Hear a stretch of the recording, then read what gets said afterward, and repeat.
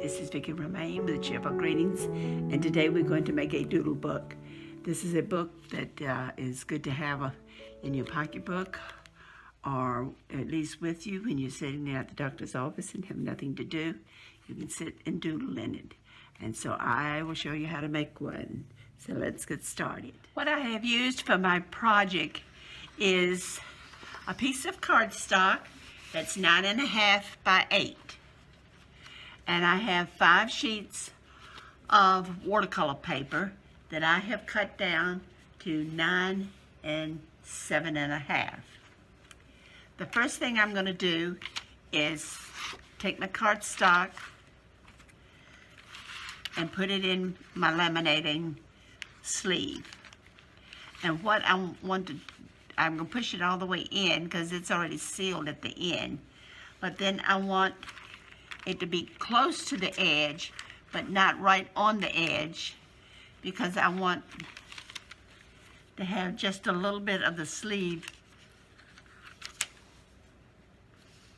showing.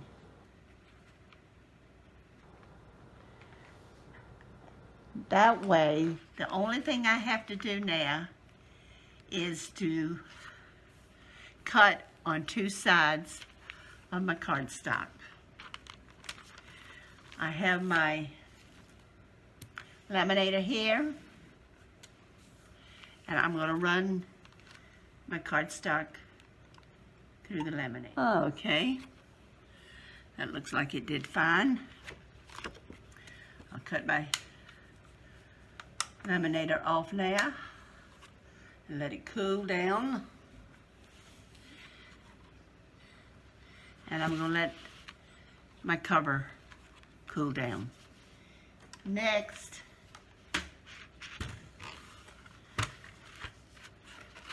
I'm going to take my watercolor sheets and I will find the center and score down the middle.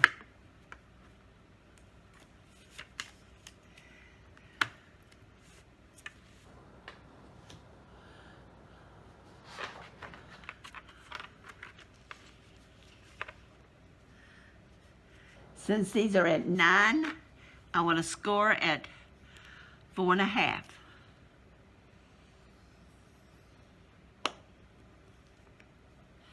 And you might want to score it twice and bend it over.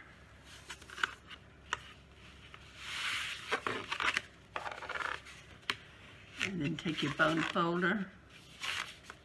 Well, this one didn't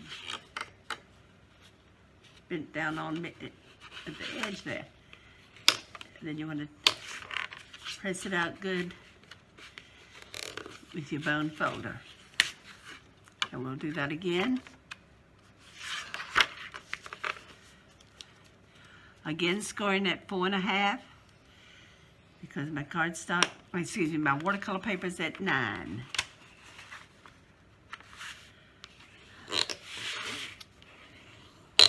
And you do this to each one.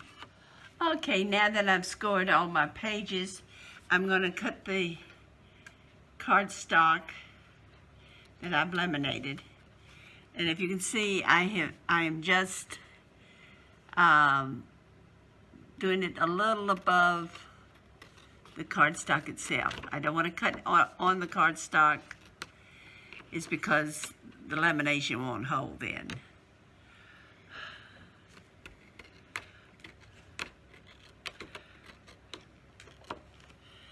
Okay, that's the one side.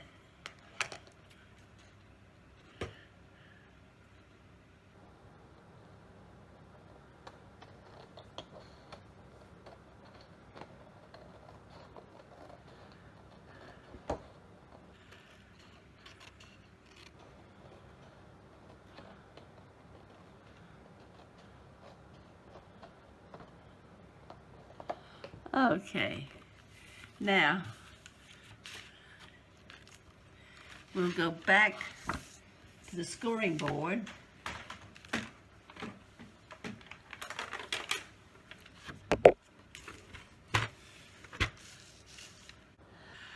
Okay, I need to score it 4 3/4. But I have this little piece of lamination that is going to distort the measurements. So what I'm going to do is put the cardstock itself at 1 inch. And since it's at 1 inch instead of 4 3/4, I'm going to score at 5 3/4, which will put me here, and hopefully it will come out straight.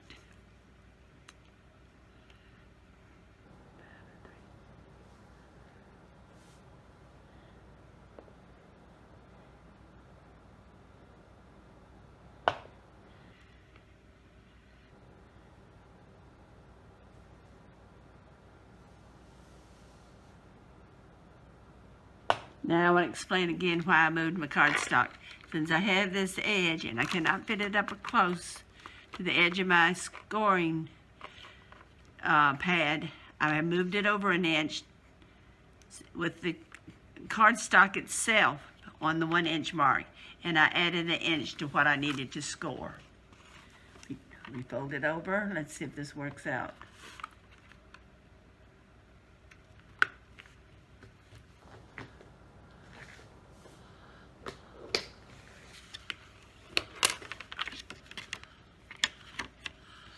Voila, it works.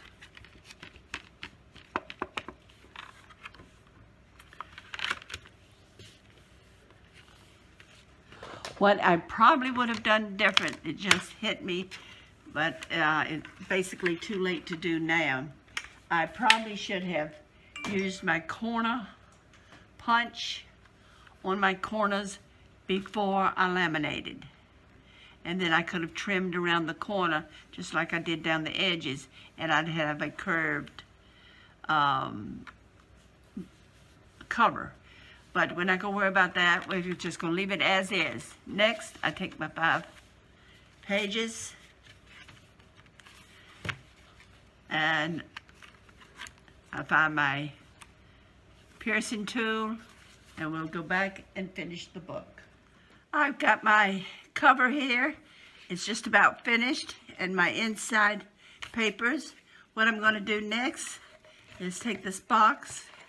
I use that instead of going through my top of my surface here. And I take a piece of paper, and I have already marked my center and my inside about 1 inch. So I've already marked that. And what I'm going to do is punch a hole through those 3 markings.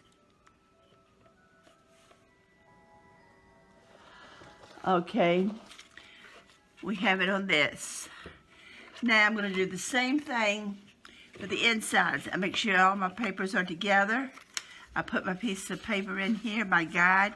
Now this time I'm going to have to work with finding the center, because this is a little shorter. My pages are a little shorter inside my cover. Now that I've got them in place, I'm using the same 3 markings because I want it to match up with that.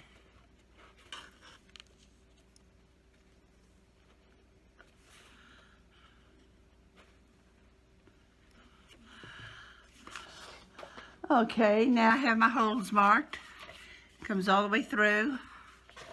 Next is to take my cord, and I will go ahead and do the cord through my book here, and then I'll show you how I did it. Okay, I have put this together off camera, as it takes so long for me to put it in the cover, but I do want to show you how I did it.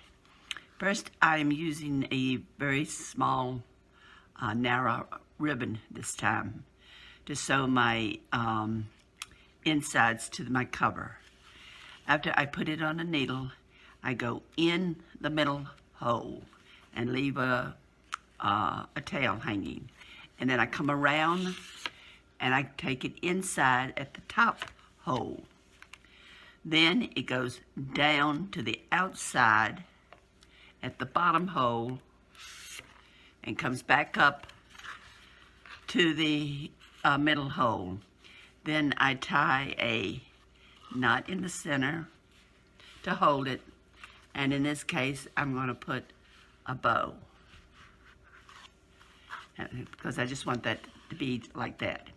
Now this will be used for as a pocket or a at-home doodling book, and I want to show you what I have done to part of it so you know how the rest of the book will be used.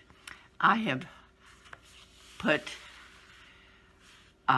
stamps on one side, and when I'm at home I'll take my watercolors and I'll color them, or I'll make streaks of color or do anything with them I want to with my watercolors. This side I've just got blobs of watercolor, and then I'll go and do a little doodling, like right here.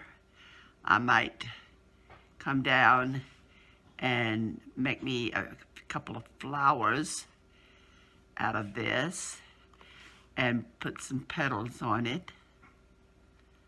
In other words, this page will be for doodling, this page will be for coloring, and I am doing this throughout the book. So you now know what my pocket doodling book looks like, and I have finished it. At first I was going to put a tab on it and have it come around and meet with a magnet, but there was too much pressure on the cover because the watercolor paper is so stiff. So what I decided to do is use a band, an elastic band, and that holds it tightly. And since it's laminated, I can put it in my pocketbook, or I can throw it around and it won't get messed up. The cover will stay the same. I hope you like my doodling book, and I hope you will come back and see what I have in store for you again. And in the meantime, have a happy crafting day. Bye.